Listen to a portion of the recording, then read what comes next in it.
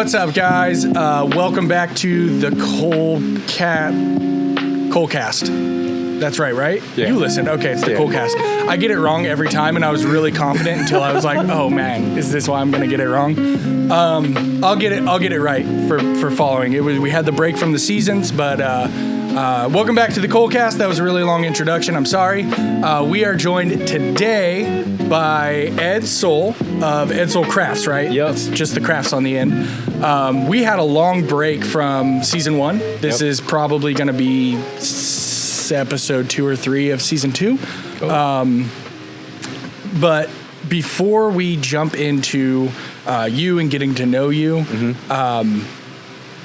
we ran into each other at Blade Show, and you were part of the wrap up of season 1 with the Blade Show interviews. That episode's one of my favorites, just because I have a short attention span, so getting a lot of interviews all at once and multiple interviewers and interviewees, that was super cool. But we got to interview you, so obviously you were at Blade Show.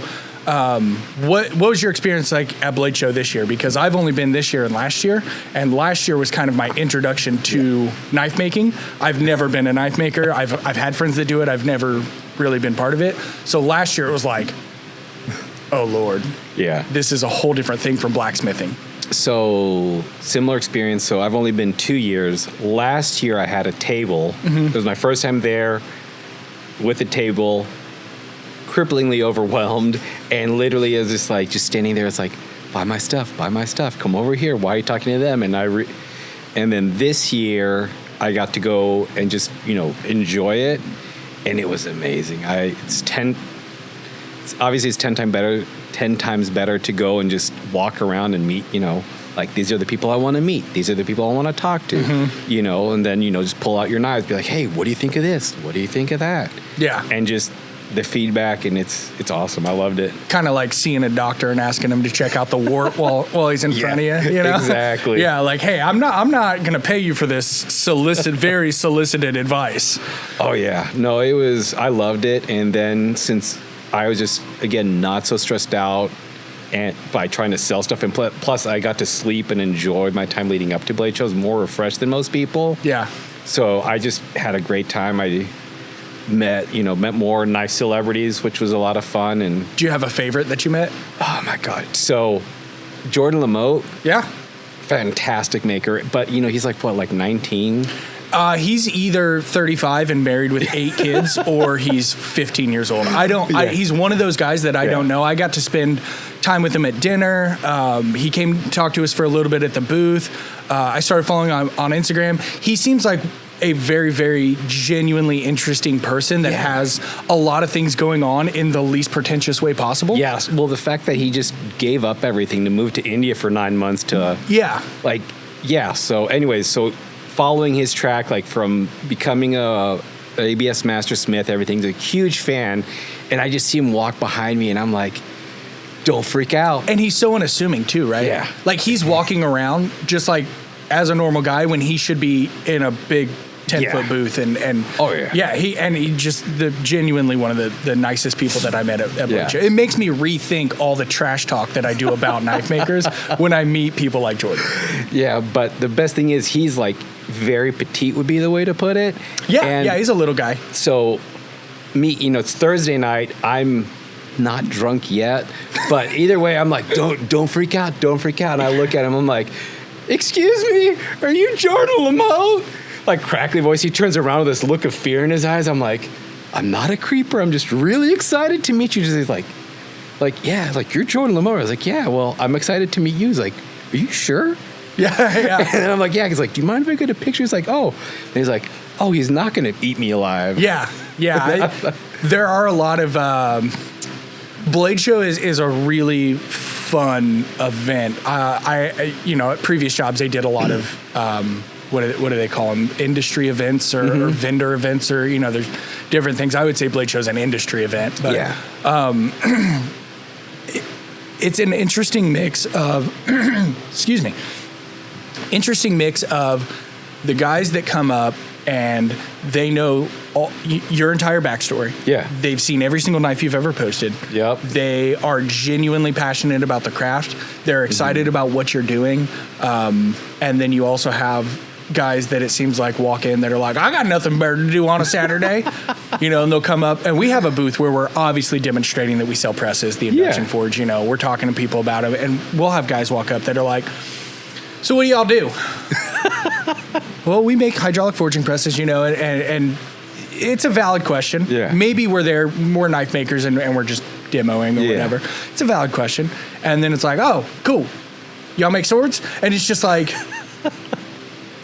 I don't know like what your interest is in here. Am I going to sell you a press, or do you want me to send you to a booth of a sword maker or a knife maker or something, So Blade Show is always really fun for that. For me specifically, because you never know who's going to come up and talk to you. We got to meet, and it's not just knife makers too. There's been we met a ton of blacksmiths that came up that are like, oh, I'm just kind of now fiddling in with knives, and I got to know your guys' presses off of this or that, or we had are we allowed to talk about guns on the show? I don't know. We had a really well-known gunsmith come up and talk to us for a while. Nice. And I don't know, he doesn't have the internet, I think. I don't know. But I don't know if he wants to be talked about on the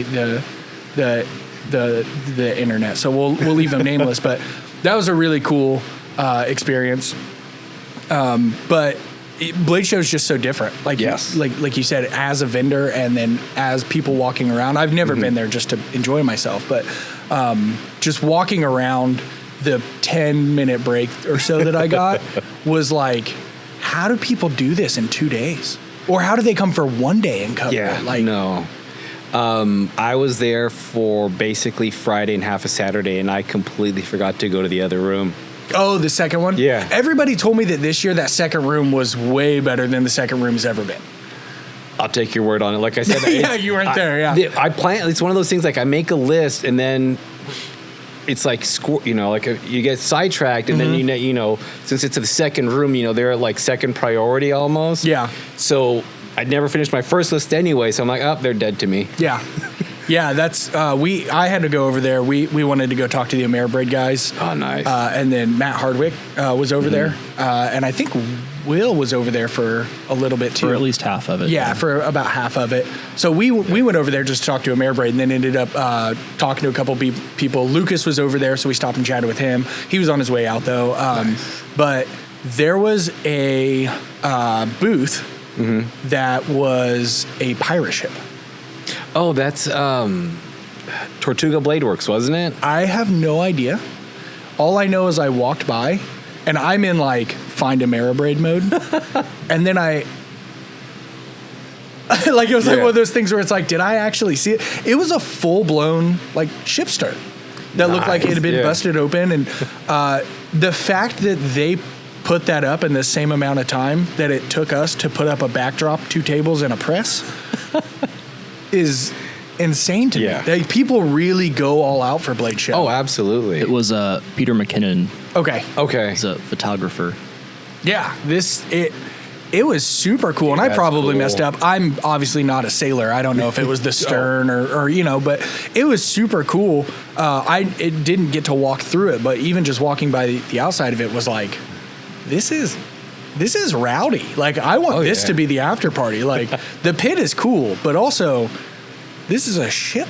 Yeah, that's pretty sweet. Yeah. So cool. So you had a good time at Blade Show? Oh, always. All right, cool. You going to Blade Show West? No. I don't know if we are either. It's a long haul. That's the problem. Yeah, it's hard to get a press out there, and I think Logan went out last year, and Lucas just brought his press out to demo while we were out there. How far of a drive is it? It's like 20-something? I would say probably 3-day drive. Yeah. 3 days worth of solid putting the work in driving. Yeah. I don't know. I know Denver is about 2 days. So going all the way out. It's in Salt Lake, right? Yeah. Yeah. So cool. Well, now that we've talked about Blade Show before we talked about you. Welcome to the real podcast, everybody. This is Ed Soul from Ed Soul Crafts, Forged in Fire alumni, local craftsman. You work with leather and wood as well. You're not just into knives, which I do want to talk to you a little bit about knives because I think you're a really interesting spot in the knife making world that I will speak to delicately because it's in no offense to you at all. Well, we'll just go ahead and let's hear your backstory. Where are you from? What got you into the world of crafting? And just tell us what you want the world to know about you. Thanks, buddy. So, believe it or not, I'm Hispanic. The name is Eduardo Jose Sol Tomas. Dad had a thing for blonde blood women, hence the good looks. Okay. But I grew up in Mexico, and I was always like crafty, wanted to do stuff with my hands, but in Mexico it's very looked down upon. Oh, okay. It's like it's either you're a white collar worker or you're just a second class citizen. Okay. So even though I enjoyed it, it was never encouraged at all. And like if I had known about the crafts here in the U.S., I wouldn't have gone to college. I'd have gone to a trade school because like I hate sitting in a chair for more than like an hour at a time. So having an office Good job. thing we're making you do that right now. Yeah. No, this is nothing. But I struggled in school to sit down, and then I was an Excel spreadsheet jockey, and that was the worst. But how I got into making was I was always just, like I said, crafty, and I do little things with the kids and whatever. And my wife was like, I went down this rabbit hole of like wood carving, specifically spoon carving. Like I thought that was the coolest thing ever. My wife, being the saint she is, she went online. It's like, hey, there's a wood whittling show in Franklin. Oh, yeah. And I'm like, really? Like, is it going to be like two dudes in front of like a Home Depot? And she's like, no, like they rented out the Franklin Library, and there's a whole, I'm like, we need to Franklin low-key does some really cool stuff like that. They do. Yeah. And I hate that I just said low-key, too. I'm not a 21-year-old frat boy. But anyway, so she's like, and she's like, and I'm like, I got really excited. She's like, we should go. And she's like, that's perfect. I already put it on the calendar. So we're going. And I went, and like I said, just oohed and awed and, deer in the headlights. And this guy saw me, and he's like, what are you into? And I was like, I'm nothing. I'm just here looking. He's like, well, you look like you want to try it. And I'm like, best salesman ever, by the way. Yeah. I'm like, yeah, I am. And he's like, really cool. He's like, you're like, what do you want to do? Spoon carving. He's like, that's perfect. I have this book right here, How to Make Wood Spoons. And here are the 2 tools that you need to make spoons. And by the way, I made those knives. I'm like, what? Like, this is magic. And he's like, all right, like, how much? He's like, oh, dude, $100. I'm like, that's it to get in? I'm like, sold. And, these 2 little whittling knives made dozens of spoons, greatest things ever. And then I'm like, well, I want to try some other woodworking. So go to Home Depot thinking, a tool's a tool, don't know anything. And I buy some just junk chisels, and they were garbage. Sure. And so I go online, and I'm like, well, how much is like the best chisel? Thinking, well, there's these special collector edition, Lee Valleys, and they're $350 a chisel, and you need a set of 5 to get started. And I'm like, maybe for like $700, the price of 2 chisels, I could buy the tools to make my own. Like, how hard could it be? Sure, yeah. Fast forward 5 years in a shop full of tools, and I still haven't made those chisels, but yeah, I can. I just haven't gotten to them. Yeah. But that was, so that was, like I said, once I realized how expensive good tools were, the cheapskate I am was like, just make them. And so I bought an anvil, I built a forge, and just, started, like I said, started from there. And then somehow I got sidetracked into knives. I got making railroad spike knives, took a course. Yeah. And then I got hooked. Like, it's like, oh, a sharp stab. You're like, I'm in. I love when you were talking about that first experience of walking by and the guy being a salesman. Yeah. Your eyes still just got so bright when you were dude. like, you were so stoked. And I wish I could have been there in the moment because I remember the same thing. I've probably talked about this on every podcast. I say the same stories 15 times, but when the first time I lit a forge with Nathan, it was like, first it was like a little bit of fear, like, are we going to get in trouble? And then it was like, we're just doing it. We're just going to do it. This is so cool. And I feel that, like, that moment in my life, like I can relate to you in that, because it's just like, what, $100 and I can do this thing that I've thought is really cool for a long time. And then, like you said, $1,500 for a set of chisels, and it's Yeah. like, can I just make my own? Yeah. Well, going back to the first time you lit the fire, so I am completely self-taught in everything. That was going to be my follow-up, is if you had anybody who kind of showed you the ropes. No, like I was straight, first it was trips to the library, and then it was YouTube University, and then I didn't have a forge, so I was like trying to like make little things. So again, no tool experience. I bought this like weird, like the Map Gas 9000, thinking the bigger the more I spend now, the hotter the fire, the cooler I'll be. And thankfully, I stepped outside of the 2-car garage and into the driveway, and I screw it together, and I cannot for the life of me, because I didn't read the instructions, figure out how to light it. So I put my finger through like the trigger. Oh, yeah. And as I'm flipping it, I somehow set it off, and it does 2 360s, and I just burnt this line in the front yard, like barely missed my wife's car. And I literally just threw it into I freaked out and just threw it into the street. And then I'm like, this thing is just spinning. And I manned up, ran over, picked it up, turned it off, came in the house. And just my pale as it goes, my wife's like, what happened? I was like, I don't want to talk about it. Yeah. No. Next day, she's like, what did you do to the yard? Why is the street black? I'm like, I don't want to talk about it. And you live in a neighborhood too, don't you? I did at the time. Oh yeah. Like my neighbors hated me. I can relate. Once again, same story every time, but downtown Carmel, Indiana, either they're tearing it down or it's already been torn down. Little kind of the original Carmel neighborhood right outside of the Arts District behind the fire station. Yep. That's where me and Nathan we'd be out there until 11, 12 o'clock at night, and it's like, dude, these neighbors their house is on top of the garage. Like, they have to hate us. I think we were on like First Street Southeast or something like that. God, they could smell the propane at that. Oh, man. Well, we were running a coal forge, so that's like... that's even worse. No, you can't beat the smell of coal. No, I'm not saying the smell of coal. I'm saying for your neighbors, like, dude, I've had the fire department called on me when I lit a coal forge. Yeah. The first time, because it's such a big amount of smoke, they thought I'd set the grill on fire. Yeah. So yeah, I got the fire department called on me, and I'm like, and that's in Greenwood. In Carmel, you're even closer. Yeah. We took a commission for a table at one point. She had bought it from Home Goods, which is funny. But the table, like I said, we were talking earlier. I'm pretty tall. Standing at the table was a perfect height for me to eat at, right? So it was made for tall chairs, like a stool style chair. And she wanted these other chairs, typical Carmel, right? I bought the table, but I want these different chairs, make it work, which is fine. That's great. That keeps us in business, right?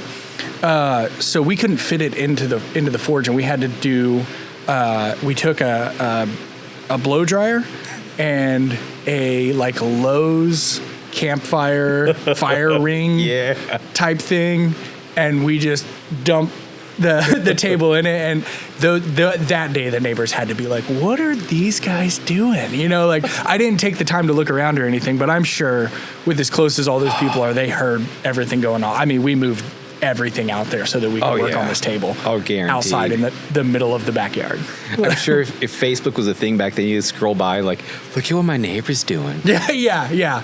I think Facebook was definitely a thing, but it might have been kind of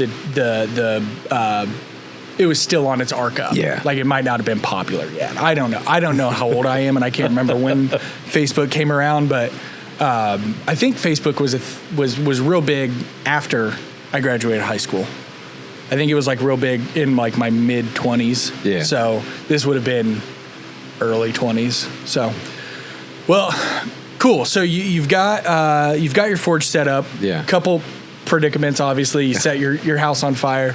You start learning. You get a little bit away from the chisels and the woodworking. Yeah. What's your next step into making? Did you go directly into knives, or was there kind of an intermediate thing? I make everything. That's why it's called Outside Crafts, because I have crippling ADHD. So whatever grabs my attention and I hyperfixate on, that's what I'll do until I quench that thirst, would be the way to put it. So I did a lot of leatherworking. I did a lot of woodworking. And then I feel like the metalworking was more of a secondary thing for as I was started. Like I'd make S hooks, tomahawks, whatever, huri-huris for the garden, things that I needed and, didn't want to spend the money to buy because I was like, because I'm a blacksmith, I can make that. Mm-hmm. So, instead of, 2-minute trip to Home Depot, I'll spend 5 hours, up all night. It's a fine line learning, there's a ton of stuff that we can make. Yeah. And there's times where we need, a jig or something for the welding, the heavy fab. And it's like, man, we can make that. And then you sit down for 10 minutes and it's, we'll do this. Yeah. Well, I would have already had this jig if I would have just bought it. It's readily available. Yeah. I can just buy it. I would already have it here from Amazon. Yeah. Is it worth my time to design it, to fabricate it? Probably screw it up a couple times. Waste a bunch of parts on it. So I understand that fight even in a manufacturing setting. We do the same thing where it's like, we'll just make it. Don't make it sometimes. If it's really fun and it's, a passion project of yours, definitely chase after it, make it, be a creator. I'm all about it.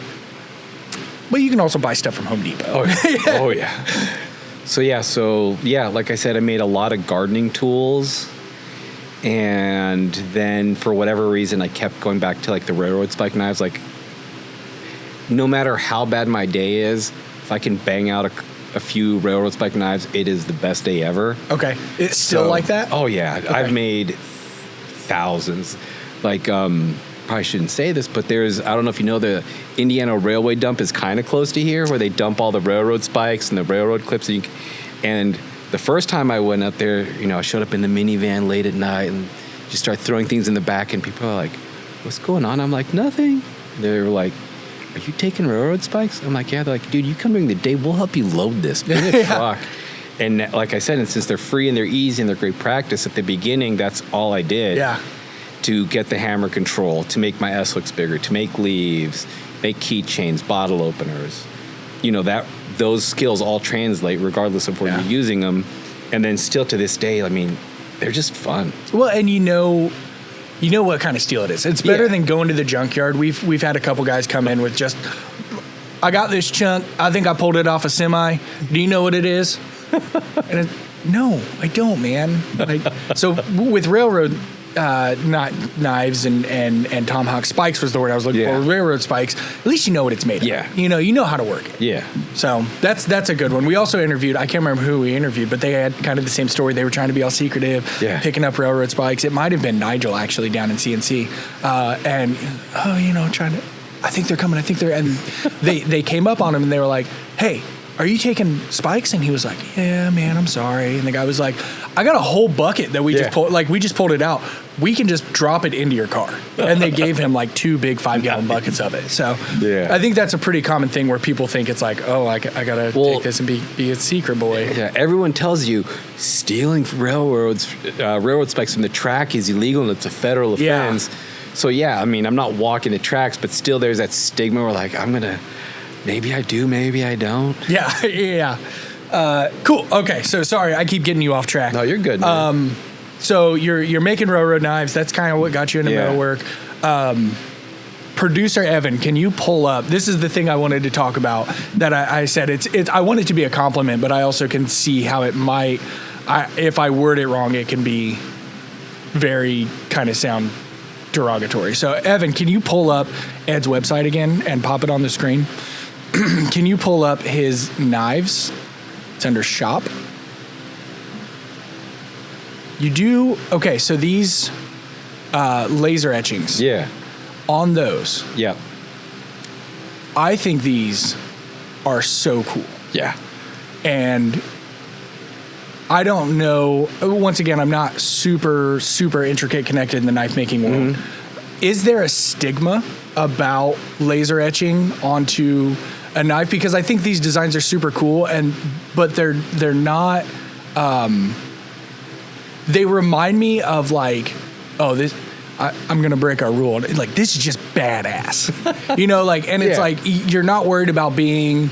You're not breaking the mold. You're not like, it's just like, dude, I thought this was super cool, so I made it. Yeah. You know? That's why I do it. Yeah, yeah. So on those knives specifically with the laser etching, there's this like, what I would describe it as is like this childhood wonder. Yeah. Of like, that's a knife that you would see at, you know, whatever, a Ren Fair or a blade show, and you pick it up and you're like, oh, well, this is just, you know, manufactured 10,000 at a time or whatever. Yeah. But then yours specifically show, you know, there's hand grind marks. They're all handmade. Does that come up where people are like, oh man, you're charging too much for this. I can get this at the gas station or whatever. Yes, but not. So I've had people like that because we're in Indiana. Well, yeah. But I got a story for that too. But for the lasering, so I'm to the point where I'm starting to try to work with dealers and to sell my knives. Okay.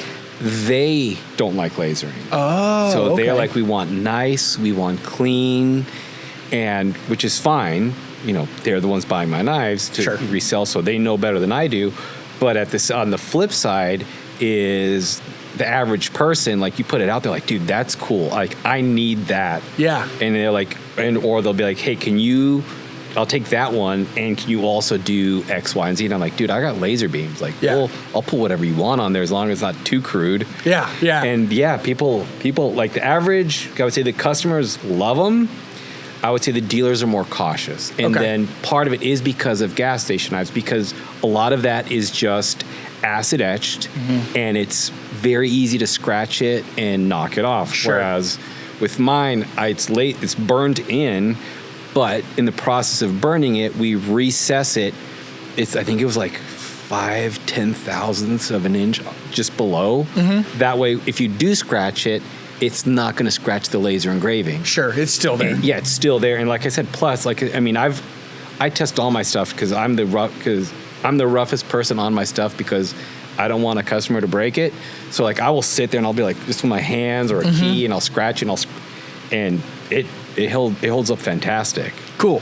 So. I specifically wanted to bring that up because it seems like the knife makers that we've had on in the past, or the sword makers, or, you know, you have Kurt and Charlie and these guys that we've interviewed, and your stuff is so much different. And like I said, it has this like childhood wonder of like, this is just super cool. It doesn't have to be a 1,500 layer Damascus. It doesn't have to be this, super intricate. Like Charlie talked about how he's got the bolt-on integral and which stuff like that. So cool. So cool. I don't understand anything about it, but just hearing him talk about it makes me kind of want to do it, right? Where your stuff, I want to use it. Like, I want to carry it. It's not like a lot of people, once again, I don't want this to come off the wrong way, but a lot of people inspire me to go make something, especially tool makers, and I've been getting really into ornamental stuff, but sculpting. But yours is something that I like. Like, I love sharks. Yeah. I would carry that shark knife on me and like would be super proud of it. Yeah. But I also understand that we work in a market where we have to understand perception, and we have to understand how people view our products. So I with yours being a little bit different, and yours being, I think people buying your product, you probably have people that are really into knives, but you also have people that just look at it and go, that's super cool. Yeah. And then might be scared away by the price tag, right? Because we live in Indiana and don't understand handmade and crafting. But I just wanted to get your perspective on maybe some of the feedback that you got on that laser etching, and kind of just doing a simple knife with a laser etch on it, and if you were getting a good response to those or not, because I think everybody should own a super rad knife. You know? Yeah, and that's the thing is, like, if you go back to my website, well, actually, could you go to my Instagram if you don't mind, Evan?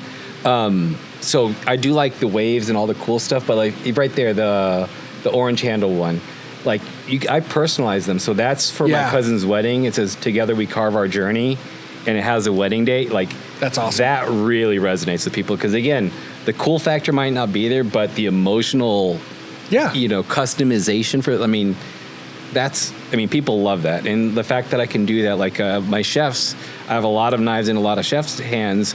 They all be like, hey, how much do you upcharge to put like my name on the side? Because again, if you have a really nice knife in a professional kitchen, they grow legs super quick. Yeah. The fact that my handle's straightened out and then you literally have the chef's name on the other side, all of a sudden it's a lot harder to steal them. Yeah, yeah. So stuff like that, I mean, people love it. Yeah. So, and like I said, I'm not connected in the knife world or anything. I should probably get better about it. But I genuinely didn't know, because Shiloh does a lot of stuff on the laser. He did we scrapped a hammer that we were making, just in the forge room. And he pulled it out of the scrap and cleaned it up on the CNC machine and got it all machined. And then he did a laser engraving of this really cool, kind of flowery design on it. And something like that to me is super cool. And I didn't know if the response in the knife making realm would be the same as kind of, he got a lot of machinists that were interested in it. And not a lot of people that were really into tools. He has a really good following of kind of everything, because he does a little bit of everything.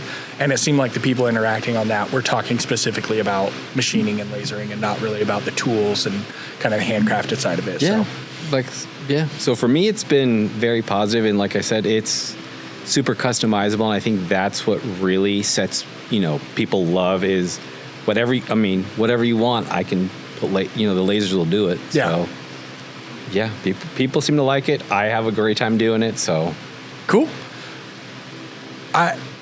You also do classes, right? So one thing that I saw while I was on your website, this is the first time I've done research on a guest, even though you're probably the guest that I've known the best besides Nathan.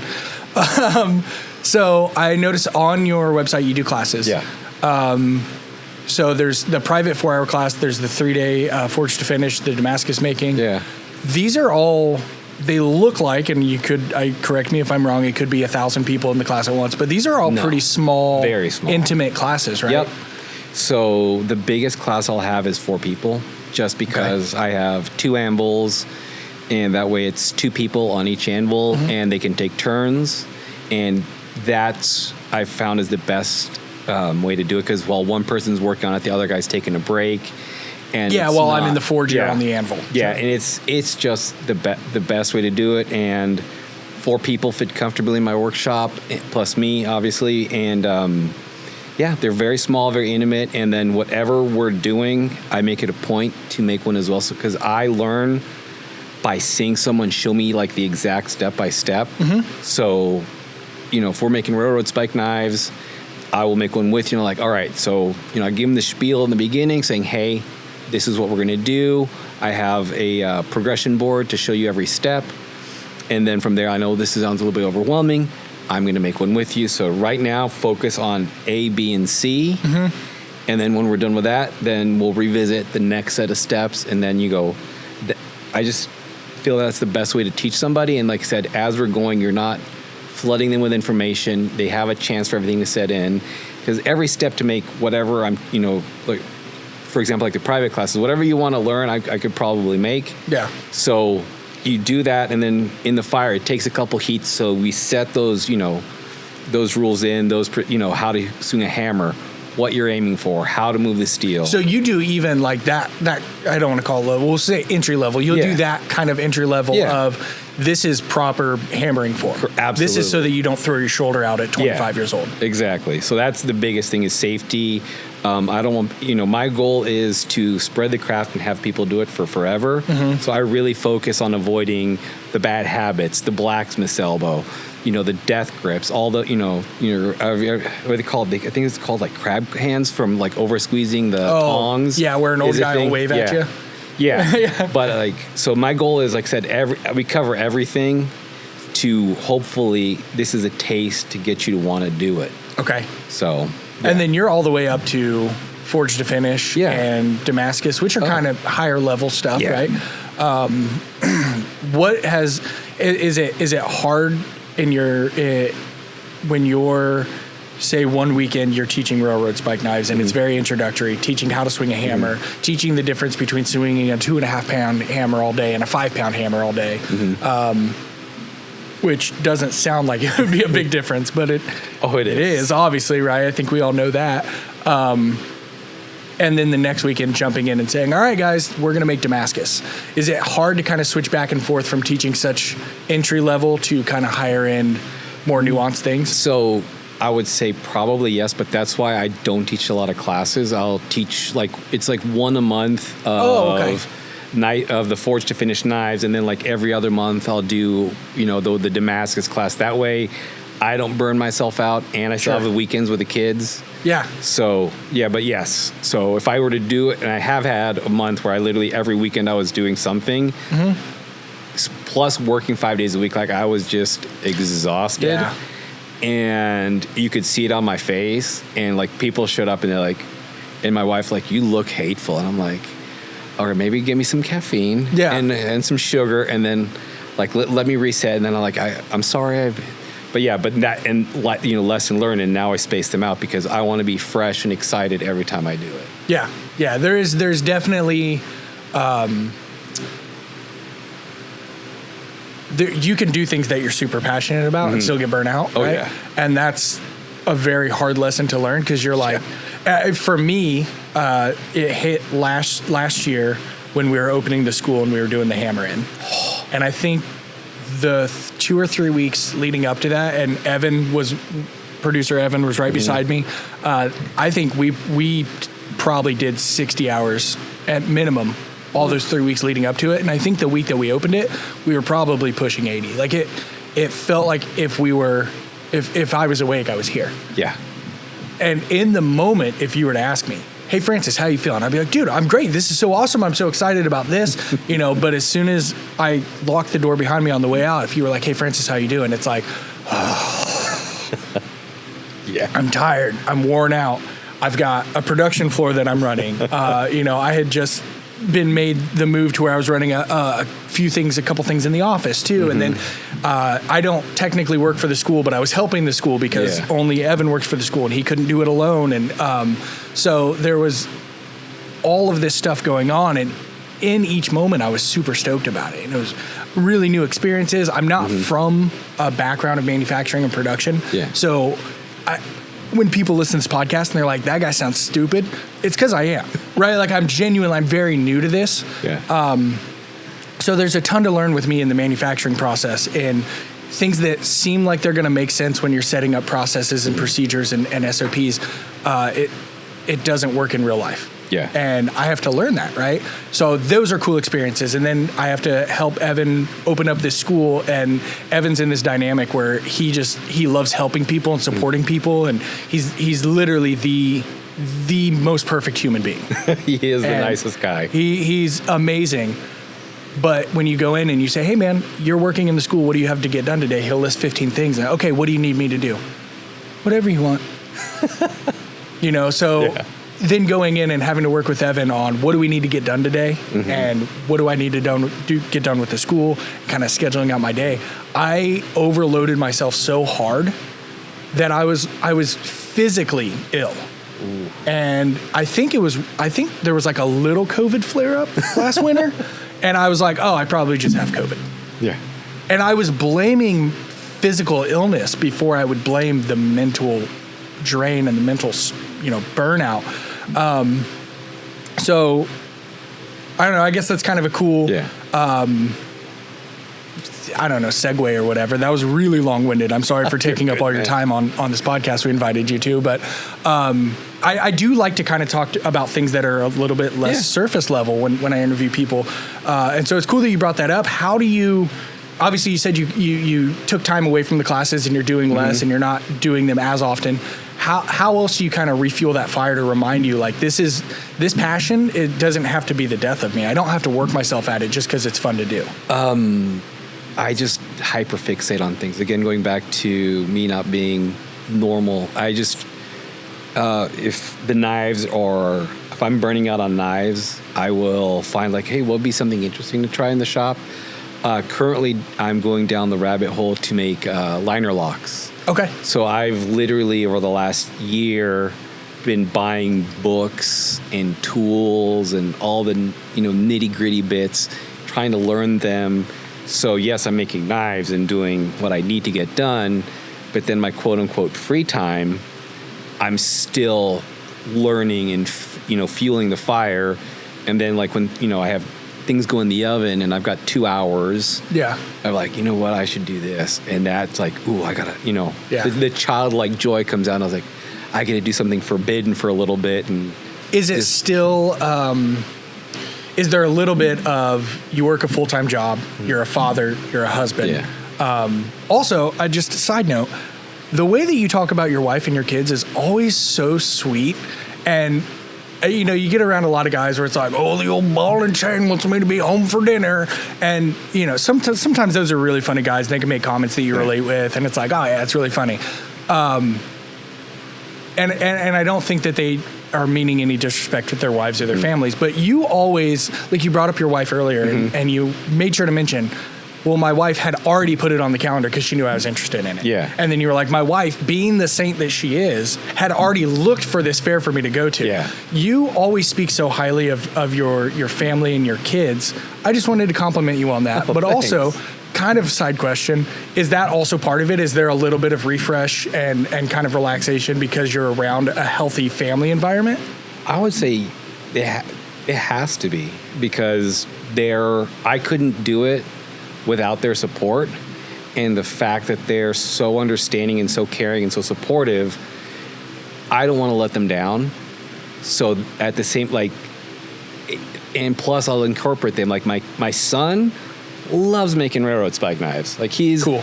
Like we go to blacksmithing events, and I'll hold the tongs and the steel, and he'll tell me what to do. And people are like, "Is this some sort of like class or show?" And I'm like, "No, I'm just hanging out with the kid."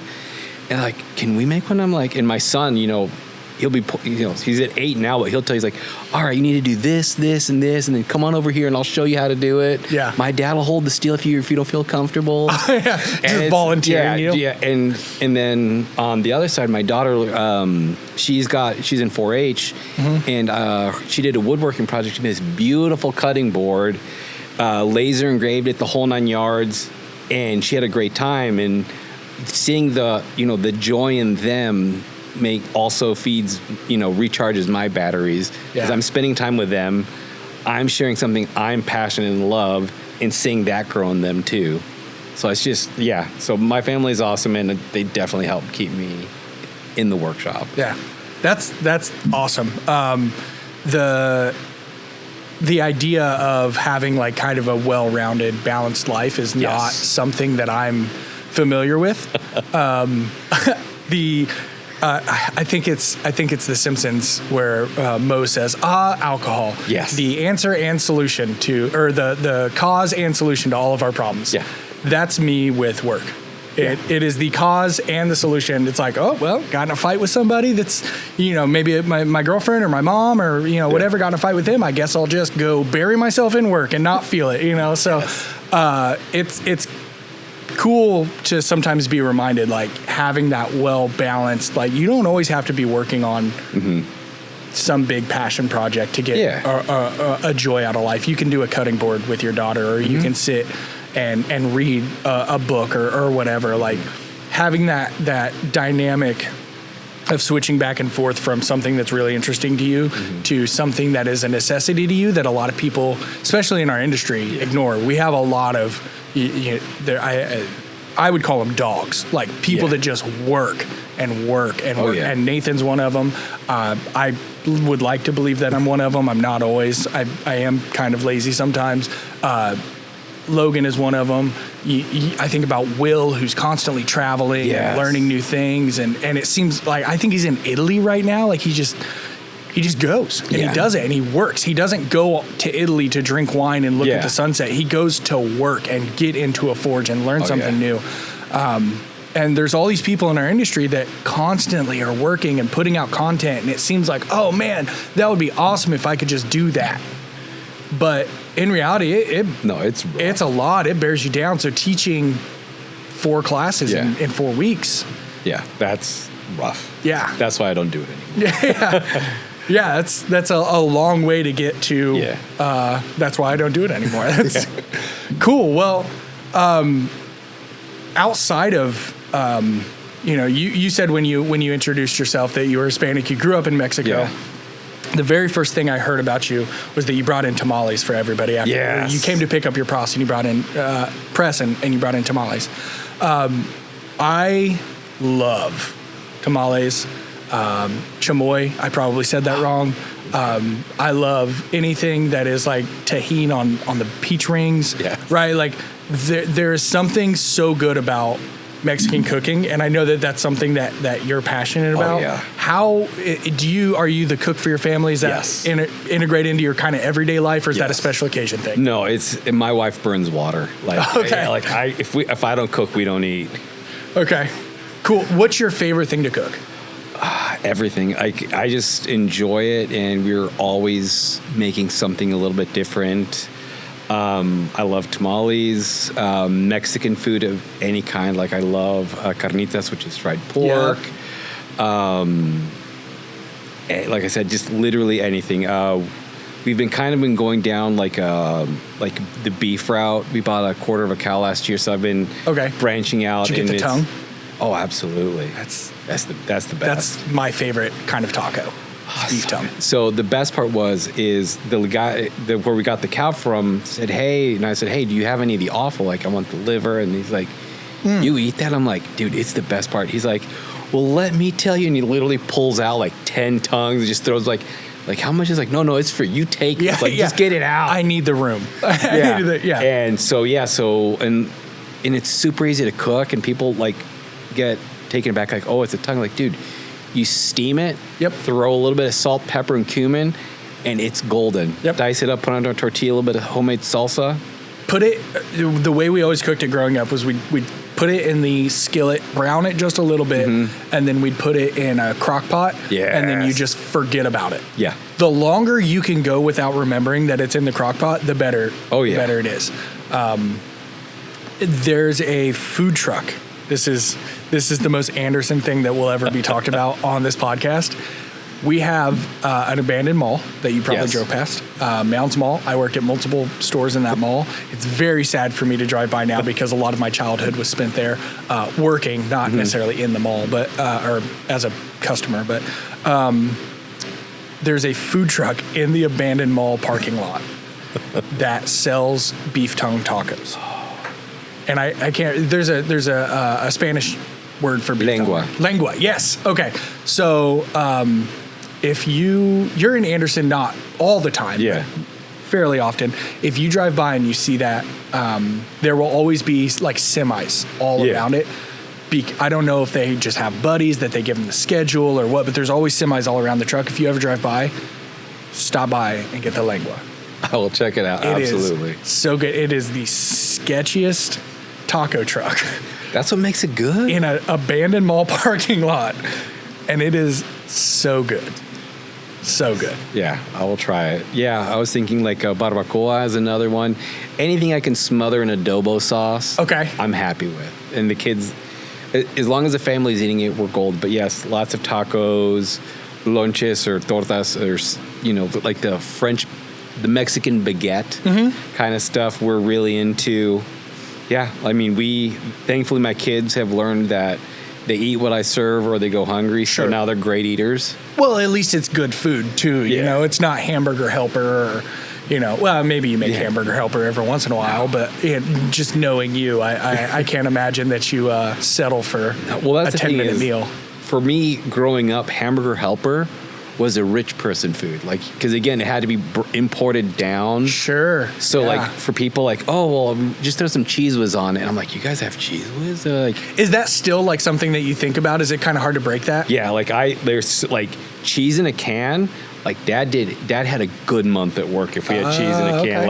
Like literally, like you're looking around, like put a little bit on the Ritz, and again, brand name crackers. Yeah. Wow. We're eating good today. Okay. Which was very different because, like I said, just cultural things. Like for me, milk always came in a box and you didn't refrigerate it until you opened it. Okay. Whereas here, and the people are like, what? Like you've never heard of Tetrabric? They're like, what did you say? Would you call me? Okay. Yeah. And it's like, and then here I was like immediately, it's in a bottle and they refrigerate. I'm like, no, that's not normal. Yeah. But yeah, so things like that are very different. But yeah, I still, every time I see Cheese Whiz or, like name brands, I'm like, is that on the budget, honey? She's like, it's 34 cents. Just grab a can. I'm like, oh, okay. I haven't had Cheese Whiz in forever, so that's still that's something that's funny that you still kind of equate to like rich people food. Yeah. Because here, growing up, I mean, I grew up. We weren't. The one thing we always had was food. We might not have heat, but we had food. Yeah. So it was the maybe the off-brand or whatever, but Cheese Whiz was not on my list of like, oh, we're doing okay. You know, I had a conversation with a boss previously where if we had tuna salad in the refrigerator, I knew that we were kind of getting to the end of Dad's paycheck. Yeah. Or if I had told my mom I wanted a snack and it was cinnamon toast, we had a little jar that had cinnamon and sugar pre-mixed and you just put on toast. Okay, we're kind of stretching the budget, right? But Cheese Whiz isn't necessarily one that I was like, oh, okay, yeah, that's a rich people food. It's just so different. For example, when there was a lot of fruit and vegetables, that's when we knew, like, same situation. Things were starting to get a little tight but again, it's the best fruit, the best veggies, like just carrots like this thick around, and you get like watermelons that you couldn't hold in your arms as a kid. Yeah. And you just thought like, oh man, and then later on in life, like, I'm like, oh, not a lot of protein there. But again, and then maybe I was supposed to be 6 foot. Maybe but up here, and then like I remember when I moved up here, and my now wife, then girlfriend, we went grocery shopping, and I was like looking around the groceries, and like, oh look, these little baby watermelons, like these are like, where are the real ones? She's like, no baby, this is Indiana, like that's it. That's how as big as they get here. I'm like, ugh. Yeah, that's even. I would say Indiana has pretty good watermelon for everywhere else that I've been in the States. I've not had Mexican watermelon, grown in Mexico. Yeah. Is there a difference in quality in the watermelons? I'll put it to you this way: I could take a drill and put a painter's bit in the end, put a hole in the top, mix the whole thing up, pour a couple bottles of whatever alcohol I wanted, and then you just put the tap on the bottom, and it was a built-in cooler. Okay. And it was divine. And whatever, and like literally, don't get me wrong, it tasted delicious, and you were the life of the party for bringing it. But everybody knew that the best part was when you would cut it open after we've drank it all and eat the rest of the watermelon. Okay. Like it's just, and like the pineapple is another one. Like I miss Mexican pineapple. It's just so good. Fun fact about pineapples: people used to rent them for parties because they were so expensive and exotic. People in Europe would rent them. They wouldn't import them and buy them. They would rent them. That's nuts. Yeah. So yeah, like again, going back to hashtag Mexico, like I could go out and pick them. Like we were just now last week in Mexico visiting my family. Well, my daughter was excited because she knew it was mango season. Oh. So we're walking out, like she is looking and just picking them out, like. And that's the thing, like if you knew what was for dinner, you didn't want it, you would go outside and you would fill up on oranges, avocados, which sounds weird, but you just put on a tortilla, a little bit of salt. So good. But oranges and avocados together? No, just the avocado. Oh, but okay, the trees were there. You had lime trees, orange trees, avocados, pineapples, mangoes, any citrus you could imagine right there. So you're literally just eating, filling yourself with tangerines, and then you walk in just smothered in orange. Your wife and your mom would be like, "Oh yeah, he's not eating tonight." Yeah, he doesn't eat dinner. Just go to your room, do your homework. Yeah, and that was the thing, and it was the best. I had a question. I completely lost my train of thought because I'm just stuck thinking about having an avocado tree. I mean, in Indiana, we can grow corn and cucumbers and jalapeno. We can grow a lot of stuff, but there's not just like, you don't just like walk out into your yard and there's a pear tree unless you've really put the time into having a pear tree, or an apple tree. Is it kind of like that where you just so happen to, your family were gardeners, or is it genuinely vegetables and fruits everywhere? Yeah, so Guadalajara is known as the city of roses because for good roses, you need really deep topsoil, so that it's 6 feet plus deep.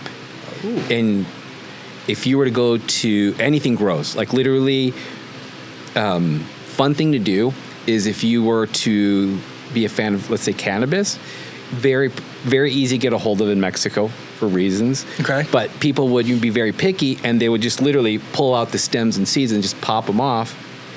And you walk away, 3 weeks later, there's a pot plant. Oh, okay. And it is considered a plague in, golf courses, that all along the signs there's just cannabis left and right. Okay. Because people will literally, like I said, pull out the seeds, and whatever you throw there, It'll grow. It'll grow. So you can grow anything, and it's the funniest thing because we're like, oh, we have this plague, and they're buying there's pesticides and herbicides specifically to eliminate cannabis for golf courses. I'm like, who comes up with this? Yeah, people that are tired of seeing it, I guess. Yeah, exactly. How dare they? Yeah. Cool. Well, Evan, it feels like about an hour. Give me an update. I want you on mic. Evan's never on mic. Doesn't he have a wonderful, beautiful voice? He does. We are at 55 minutes. Oh, my internal clock's kicking today. You're crushing it. Awesome. Well, we do have a couple more minutes. What have you got coming up? You got any classes coming up? Absolutely. I have in August 15th, Forge to Finish, Hidden Tang Knife class. I have another one in August. I don't know when. And I know, actually, September 3rd, the day after you guys' market. Yes. I'm teaching a Damascus class. Oh, cool. So plug both of those. Yeah. Currently, I've got some fun little projects I'm working with Todd Hunt. I don't know if you're familiar with him. He's an older guy, right? Yes. Okay, yeah. Please, very old. No. he's only a couple years older than me, but oh man, okay. I thought he was like an OG. Well, that's the thing is he's been at it for forever. Okay. So he's been making knives for like 15 years, but he's out of Seymour. Oh, yeah, I know what that is. Yeah. So great guy. Learned a lot from him, and the reason I bring him up is he and I have done a couple collabs. We made a little Pathfinder knife that's really cool, available on his website. But we're currently working on a punch dagger. That's our kind of like our current secret project. It's very different in a few ways. Okay. And it's going to be cool. Like they're probably like less than a month away from having those done. But when they come out, like we're using a very exotic steel. Okay. They're going to be sweet. Cool. So look forward to that. I'd say that's. Really You're going to cool. be displaying at the Makers Market that we're doing as well. Yes. Okay, cool. So if you're here local in Indiana, come to the Makers Market, hang out, say hi. It'll be fun. I like that you looked at the TV. The cameras. You've been looking close enough. It's You've been close looking enough. at the camera the whole time, and then the one time you intend on looking at the camera, you looked at the TV. Oops. Cool. So you've got classes. You've got the Maker Market coming out. You've got push daggers. I expect nothing less from you. It seems like every single time we talk, you have new stuff that you're working on. I think I put it on my desk. You brought us worry coins today, or challenge coins. You're always working on something new and something fun. So the fact that when I ask you what you have coming up, I feel like you could probably go on for another 55 minutes because you always have so much going on. Yeah. And you always have the biggest smile on your face, and you are such a joy to be around. Do you have anything else coming up? I rudely interrupted you and made fun of you on camera. I'm so sorry. No, you're good, buddy. You're good. I'm that's the thing is I've always got a very full plate because that way I can hyper fixate on different things so they all slowly get done, and I'm always enthusiastic about what I'm working on. But literally, like the cool things that I have coming up is, like I said, those push daggers are going to be fantastic. And then I'm also, like I said, working on liner locks. Those are on the horizon. It's something very different. I've got some really cool ideas on how to make it. Fun laser work on them. Just again, it's all about the cool factor with me. Yeah, so. just doing cool stuff. Yes. Awesome. Well, before we get out of here, I am going to plug some Coal Ironworks things. Absolutely. If you don't mind. We have September 2nd, we have Maker Market coming up. Like you said, if you're from the Anderson area, if you're from as far away as Chicago or Cincinnati, or we don't care if you fly in from Seattle. We would love to have you out. It is not just metalwork. We have a couple tattoo artists that are interested in coming out. Not doing live tattoos, just maybe selling artwork. But yeah, there's some health code stuff there we'd have to figure out. We're trying to get live music. I believe we're going to have a farmer's market here. I've got a couple woodworking buddies that are coming out. You know, I always say their name wrong. I think it's Bow Hall Woodworking. No. It's a bunch of young guys from the Franklin area. Oh, nice. I'll shoot you their Instagram. Heck yeah. They're awesome. I was 20 or 21 when I met. So when I say that I've known them since they were 17, we've known each other since we were very young. Doing really cool stuff, custom motorcycle stuff, tables, just anything they can do to be, productive. But that maker market is going to be September 2nd here in our parking lot, and we will also have introductory blacksmithing classes available with people teaching. Nice. These guys, amazing stuff. Very, very cool. Based out of, I think they're based out of Indianapolis, but my buddy that works with them is from Franklin. Yeah, so that's pretty. Also, he's a new father, so shout out. Oh, congratulations, Mazel Tov. So come out to that. Gonna be a ton of fun. We're trying to get band out. We're trying to get get people who are like-minded in putting effort into a passion. We're having that event September 2nd. I keep saying it because hopefully you'll remember to come out, guys. And then the Andy Davis annual Hammer-In tickets are available. That will be December 1st and 2nd. It is a Friday and Saturday. First day we're doing an open forge. The guys from IBA are going to be out giving instruction where it's needed, helping out. Steve King will be doing a kind of easy-going demonstration that day and kind of working his way around the forge. Those guys, every single one of them are the most knowledgeable. Oh, yeah. And they want to share it. And so if you guys listening have any interest in learning, getting involved in the blacksmithing community, especially in Indiana, the IBA guys will be out here Friday. And then Saturday, we have so many cool demonstrators. Oh, yeah. And they all specialize in very different things, and it's going to be 4 very different demonstrations. I'm really, really excited for Derek Melton to come out and put our induction forge to the test. And then Mr. Ben Snur coming out. How do you have Ben Snur coming up from Texas? We just cool like that, I guess. Dude, that guy infuriates me in the best ways. Like, you see his videos, like, I will be covered in Crisco and grime, and then there he is in the freshest, starchiest, cleanest clothes I've ever seen. Not a single mark on his face. Dude, yeah, I don't understand. Yeah. Like, how can you do such good work and stay clean at the same time? Just a handsome devil. He is, so I came into work one day, and I think Logan said it first. Logan was like, "Hey, did you hear? Ben wants to demonstrate." And I was like, "Ben who? What?" He was like, "Ben Snur." And I was like, "Oh, that one. Tell him yes." Yeah. And then Evan came up to me later that day and he goes, "Did you hear? Ben's going to demonstrate." Dude. So we're all super excited about that. He's, like you said, it seems like top quality guy. I've never met him, but it seems like top quality guy. Does really, really cool stuff. Looks like he always has fun doing it. He's going to be out demonstrating, hopefully working on a 120. I think he could do some really cool stuff with the 120. Oh, yeah, he could. But for me, and we were talking about this yesterday, actually, not to get creepy, Derek, if you're listening. We were talking about Derek yesterday. I love that Derek just does everything. He's a lot like you, where he'll put out a swage block, he'll put out an induction forge, he's got some bottle opener blanks. Like I think the little bit of time that I've talked to him a little bit on Instagram and in person at Blade Show.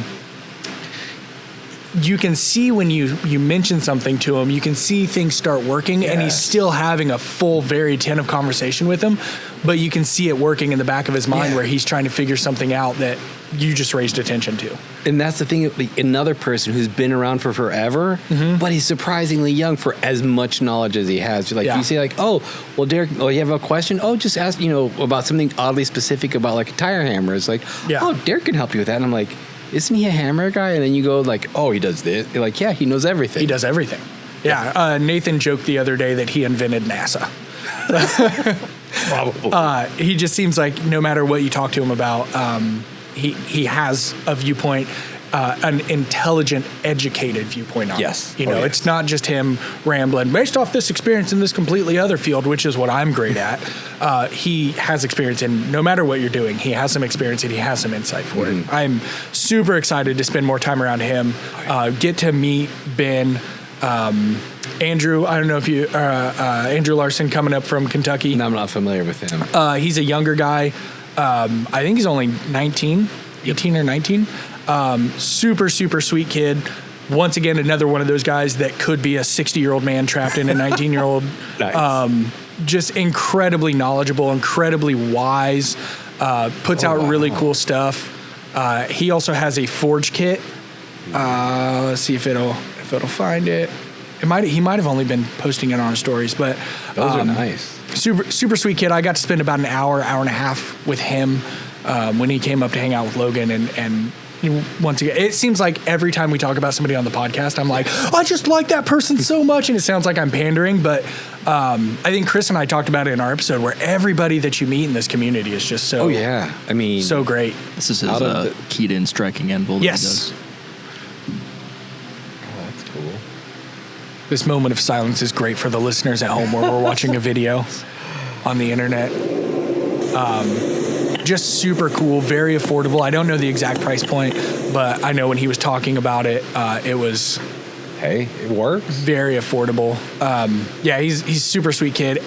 Everybody that we meet in this industry just seems to blow me away with how kind they are, with their work ethic. I can't say enough about, including you, people that I've met. So every time that we talk about anybody on this podcast, it just seems like we're pandering, but genuinely, this community rules. Well, yeah, and that's the thing is, it's a lot of people have helped me get to where I am. Going back to Andy Davis, he was a huge inspiration to me, and I got to talk to him a couple times when they, coal iron was. I don't even know if coal iron was a thing back then, but he was talking about presses and how they were starting to build them, and if I needed one, he'd hook me up, and and then fast forward to everybody is super helpful. And that's the beauty of it versus other, like if going back to the gunsmiths, have you talked to a gunsmith? They're the most toxic human beings out there. And it blows my mind. But guns and knives, like they're side by side. You think they'd be a lot more parallels, but they're not. Like, we have this joke kind of in the shop where a knife smith will grab you. A knife maker, a sword maker, anybody with an edged weapon will grab you and say, look at all of my trinkets and everything I've done. And it's not in a rude way. They're excited. They want to get you stoked, right? David's a perfect example of that. This is all the stuff I did. Isn't it cool? You can do it too. A blacksmith will be like, yeah, you can look at it. Yeah, I'll tell you how to make it. Gunsmith won't talk to you. Yeah. They'll just keep walking. You'll never know how good they are at their job. They just do not talk unless spoken to. So it's very weird how true that. I think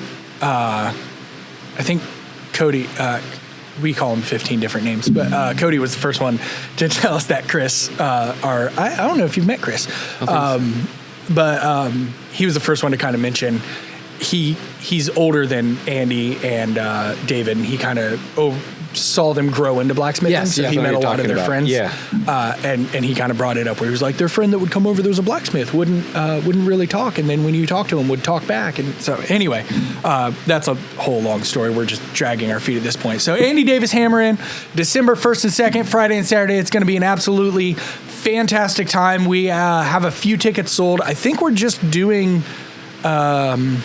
open admission. I don't think we're putting a cap on it. I think we're going to try to use the whole facility so that we don't have to put a fire limit on it. Nice.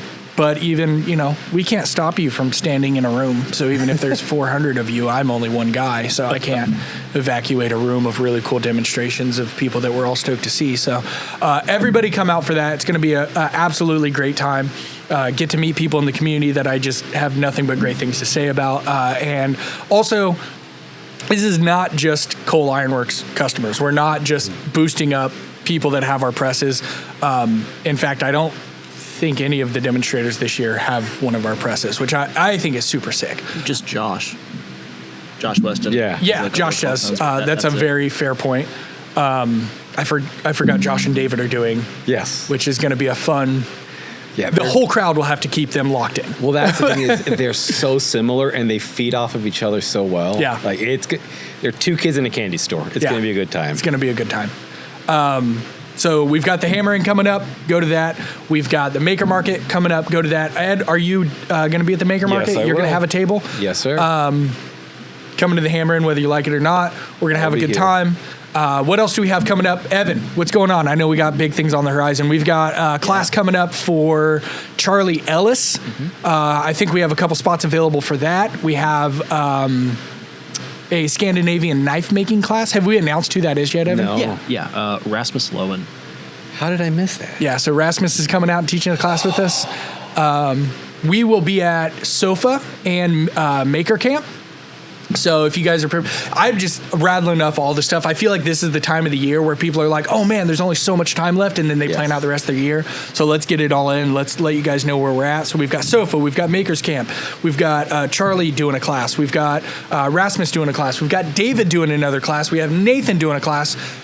The Cole School of Iron is fully active for the rest of this year. We also just opened up a personalized class for bachelorette parties, bachelor parties, birthday parties, for you to come in, learn how to make a bottle opener, and then maybe go down to one of our favorite watering holes and let them open the watering device that you so choose with the bottle opener that you just made. It's a bar, guys. I'm talking about a bar. They're going to open beers with your bottle opener. But we have so much cool stuff going on, guys. Once again, there's been a little bit of a break. I don't know when the last podcast came out. I don't know what we filled you in on, guys. But get involved. We'd love to get you out here. A lot of the events that we do, the Maker Camp is free. Most of what we do is very, very affordable. Come out, support really rad people, be a member of the community. We'd love to have you. They accepted me, and I don't belong. So, guys, I think that's all we've got. Thank you, Ed, for coming out. We appreciate you so much. Do you have any kind parting words? Love, you guys are awesome. Well, not about us, about anything else. Take the classes. I want to push your classes because as someone who is self-taught and looked at taking classes, your prices are ridiculously cheap and you have access to the best people. Like literally, like you said, Charlie Ellis, mind-blowing that spend a week with him. Yeah. Like we got to. Yeah. It hurt my brain. Yeah. He is so intelligent and so well-spoken that he makes me feel intelligent. Yeah, exactly. Take the classes. That's awesome. Like I said, be a part of the community. Come hang out. Say hi. Reach out if you have questions, comments, verbal abuse. Ed Soul Crafts. Ed Soul Crafts. Yeah. It's Ed Soul, S-O-L. Yeah. S-O-L. Crafts is the website. The Instagram is just Ed Soul Crafts as well. Ed.soul.crafts, yeah. Ed.soul.crafts. Ed is one of our favorites. He's quick to respond. He always brings us treats. Yes. He has really cool stickers that he gives us. He comes and hangs out with us at SOFA. Are you going to be at SOFA again this year? Absolutely. Okay, cool. If you guys want to come out, have the chance to meet Ed, spend some time around him. He's an absolute gem of a human. We keep talking. It's so easy to talk to you. We'll end it here. Thank you guys so much for spending your time with us today, and we look forward to having you back. All right, bye. Love you. Bye. Keep looking at the TV. Took a long time to fade that.